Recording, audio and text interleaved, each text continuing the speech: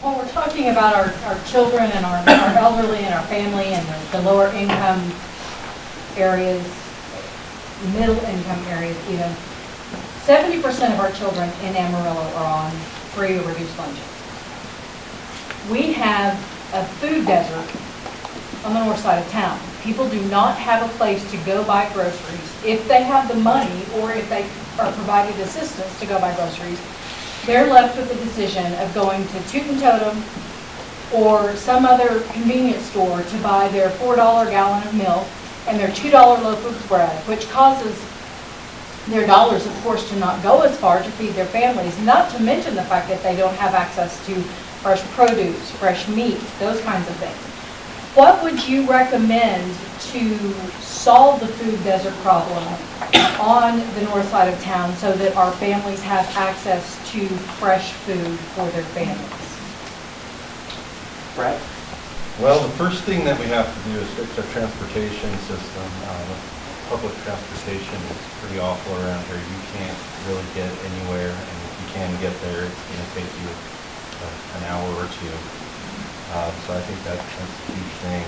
Second, getting some of our existing grocery stores to maybe look at operating location in that area. And even if that takes a little bit of an incentive to get them to build up, that would be a great idea.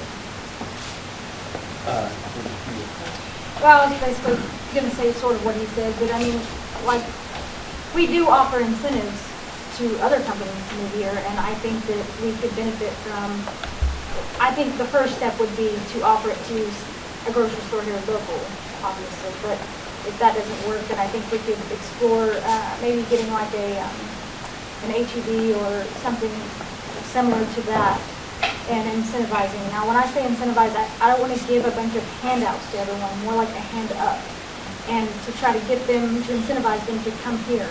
But, we can't just, as a city government, if we want to remain fiscally responsible, we cannot just hand out, tax abatements to everyone and incentives. But I think the first step would be to offer to a grocery store here. I think we'd be more likely to have success through that, and I think the opportunity for them is important already being local. I want to throw something in really quick. Have y'all noticed the Walmart neighborhood markets? Specifically, they are Walmarts that are quite a bit smaller than Walmart, that just have the bare essentials and groceries.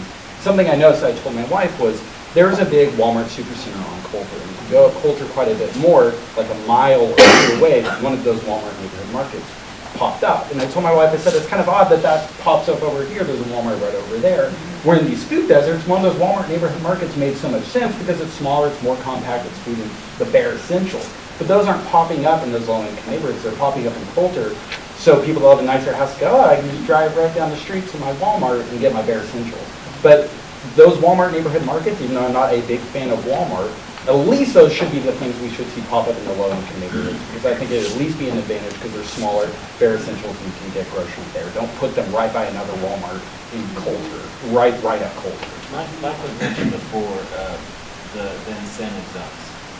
I believe that's a big, will be a big push on businesses opening up and developing in those areas. Is having those incentive zones and maybe even having like somebody that actually goes and does the work to help these businesses develop and establish. If you actually look at the way those areas are set up in town, those areas that groceries areas, so to speak, if you actually look at that, there's hardly anything that's north of 10th Street. And from Washington Street out, there's nothing over there. And, the only thing in an area of miles is Fiesta Food. And it's crazy because that area, that downtown area, that's a Tears zone. There's nothing down there. The only thing they have is one convenience store. And you know who owns that.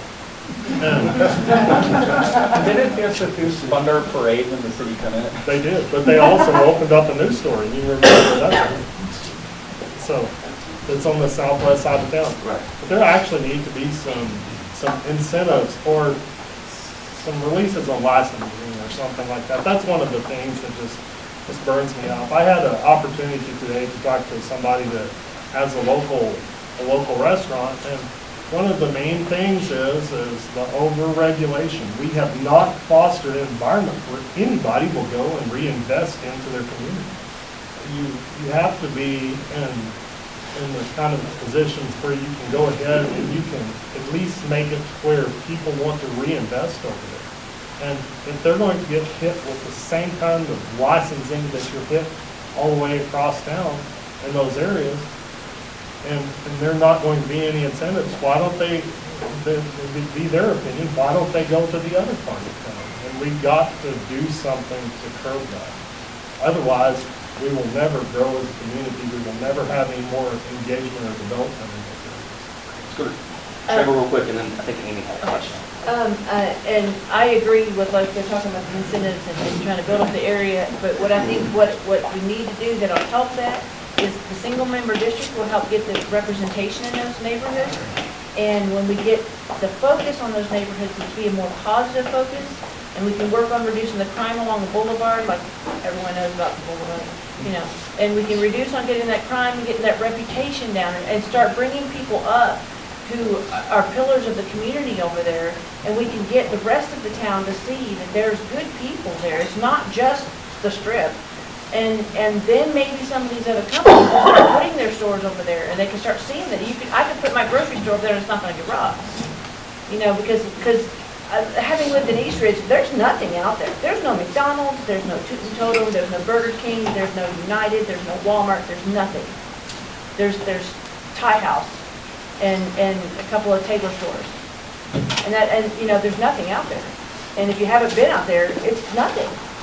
And I agree, we've got to build that area up. And I think part of what hurts it is that everyone is so focused on everyone who is in the city council now, just focused on downtown and the southwest part of town. And if we can get people in the city council that are going to pay attention to the whole town and heal the whole town and make us a unified town instead of a sectioned off town, I think that'll bring make people more willing to move into those areas for the businesses over there, so that we can develop it, and then and get the whole town healthy, and like I said before, we can get more companies to move in here and bring more jobs in here, and that'll again give us another boost and help the whole community. Okay.